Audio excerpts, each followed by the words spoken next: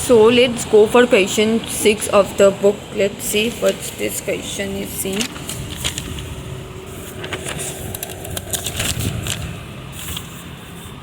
So in question 6, VGP Limited is a listed company with the paid up share capital is 100 crores.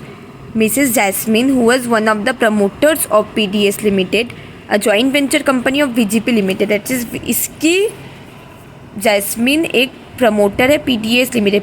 PDS limited क्या है? VGP limited का एक joint venture company है.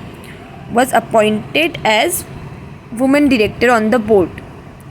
और VGP limited has the following proposals. सबसे पहले we will write about the provisions of independent director.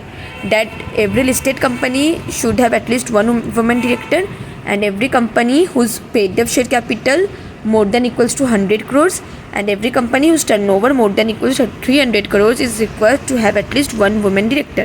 ठीक है. अब क्वेश्चन क्या है? To remove mister Z as an independent director who was reappointed for second term. Yes, they can remove Z by passing special resolution. Just see. It will be valid only on the compliance of the provision given under section 129. According to the said proviso, independent director reappointed for the second term under section 149 shall be removed by the company only by passing special resolution and after giving him a reasonable opportunity of being heard. The second question is to appoint Mr. N a nominee director in the board as an independent director. We know that an independent director can't be a MD, WDD or nominee director. So ये valid नहीं है. देखिए, it will be invalid as per section 149 का 6. And independent director means a director other than managing director, whole time director और nominee director. So number 3, to appoint mister Jasmine as an independent cum women director. ये भी invalid ही लग रहा है मुझे, क्योंकि women director तो अपन कर सकते हैं पर इंडिपेंडेंट डायरेक्टर नहीं कर सकते, क्योंकि जैस्मिन इसकी जो जॉइंट वेंचर है PDS लिमिटेड उसकी प्रमोटर है. इंडिपेंडेंट डायरेक्टर प्रमोटर नहीं हो सकता. It will invalid as per section 149 का 6. Read with rules. Person so appointed as independent director is और वॉज नॉट, इज बी और was be not a promoter of the company और its holding subsidiary associate.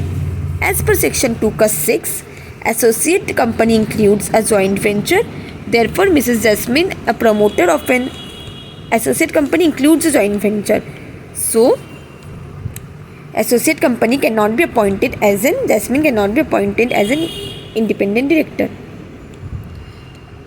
Up with reference to the relevant companies, से पूछ रहे the validity of the above proposals appointments. Women director तो बन ही सकती है, ये तो पता ही था. Whether N can be appointed as independent director? No. Nominee director है वो इसलिए. और independent director implied for stock option? No. So देखते हैं. The following classes of unlisted public company shall not be covered: a joint venture, wholly owned subsidiary and a dormant company. So PDS Limited, a joint venture, is not required to appoint independent director. किन लोग को नहीं चाहिए? इन तीनों को. फिर also Mr. N is a nominee director of the board VGP. As per section 149 का 6, an independent director means a director other than managing director, whole time director, nominee director. However, there is no provision of appointing as nominee director of one company as an independent director on the board of the company, but applying the rule of reasonable interpretation, nominee director should not be appointed as independent director of the associate company. Combining 1 and 2, we can conclude that N cannot be appointed as independent director. फिर last में बोल दिया independent director shall not be entitled to any stock option. फिर हम लोग को पढ़ना है सिटिंग फीस सेक्शन 197 का 5, page 3.9.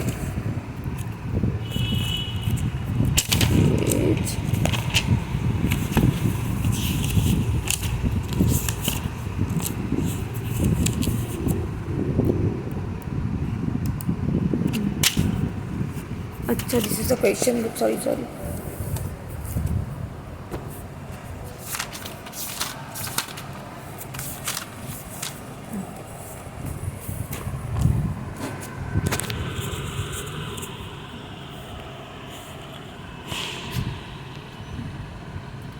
Every director may receive remuneration by way of sitting fee for attending meetings of the board or committee. सब director को remuneration receive कर सकता है एज पर सिटिंग फी, जो मीटिंग्स वो अटेंड करेगा for any other purpose whatever, जो भी बोर्ड के मैक्सिमम 1 लाख पर ईयर मिल सकते हैं. ये मुझे अभी क्लैरिटी हुई कि जब अपन ऑडिट वगैरह करते हैं तो सबका डायरेक्टर का रेम्यूनरेशन मोस्टली 12 लाख होता है. 12 लाख से 13 लाख क्यों नहीं होता? क्योंकि मैक्सिमम लिमिट 1 लाख है. अब मुझे समझ आया ये बात. आप भी नोटिस करना, आप अगर किसी कंपनी की ऑडिट कर रहे तो उसका डायरेक्टर का रेम्यूनरेशन जाके देखना, मोस्ट 90% केस में वो 12 लाख रहता है. Provided further are different fees for different class of companies and fees respect of independent director as may be prescribe. Provided that for the independent director और वुमेन डायरेक्टर का fees normal जो director है उससे कम नहीं होना चाहिए. However independent director और वुमेन डायरेक्टर का फीस आपस में कम बेसी हो सकता है, पर बाकी डायरेक्टर से ज़्यादा होना चाहिए. Provided that independent director and women director, the sitting fee shall not be less than the sitting fee payable to other directors.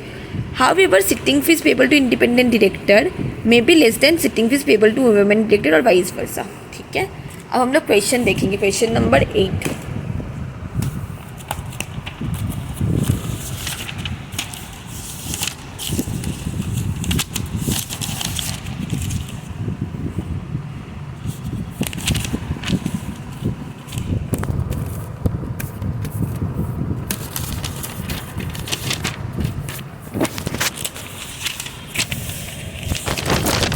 ना ये पेपर ब्लॉक कर चाहिए.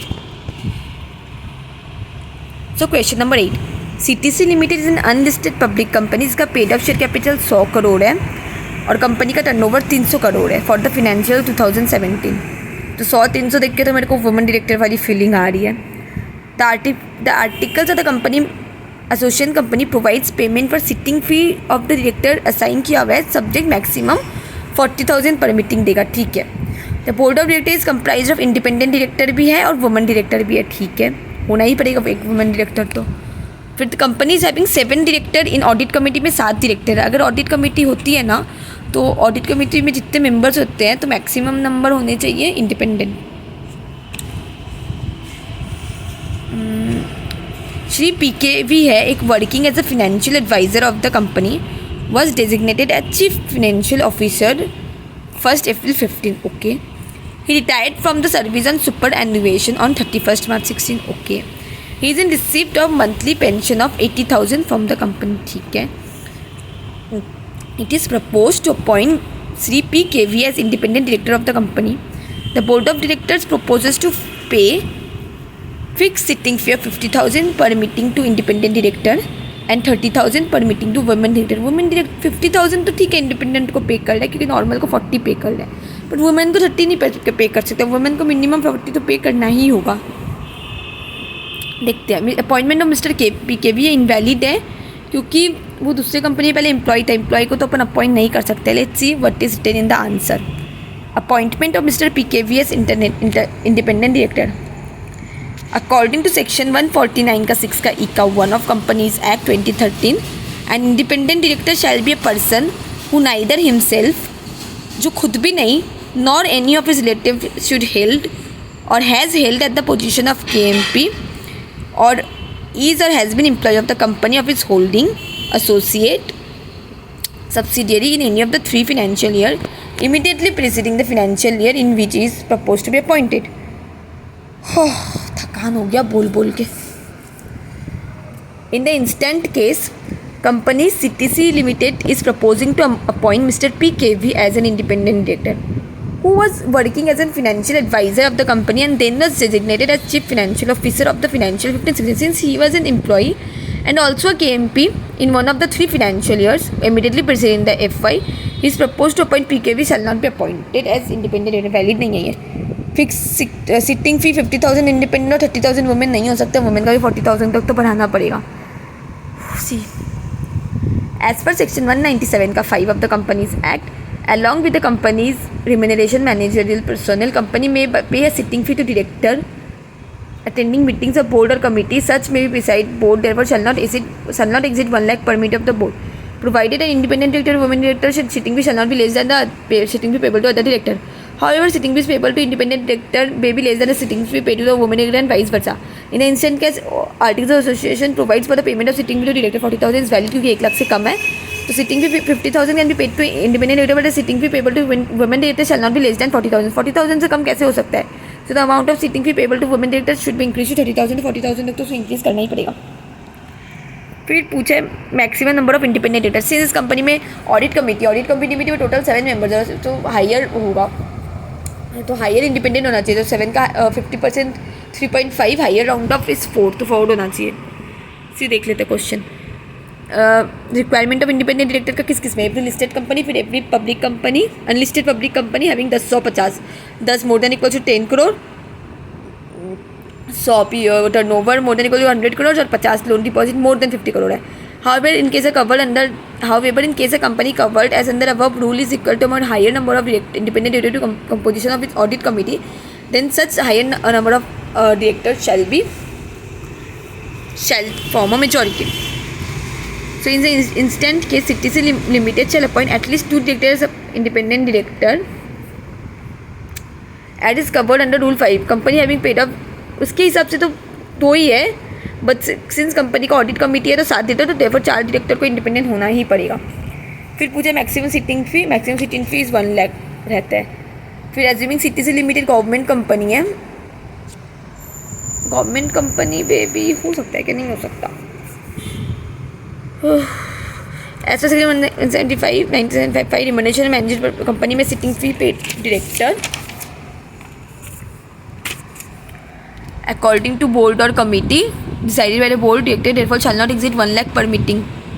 Maximum sitting fee shall not exceed 1 lakh. CTC limited एक government company है, तभी भी PKV को appoint नहीं कर सकता है इन CTC limited, because he was a employee और the KMP in one of the three financial year immediately preceding the FY in which proposed to be reappointed. चलो डन, थैंक यू.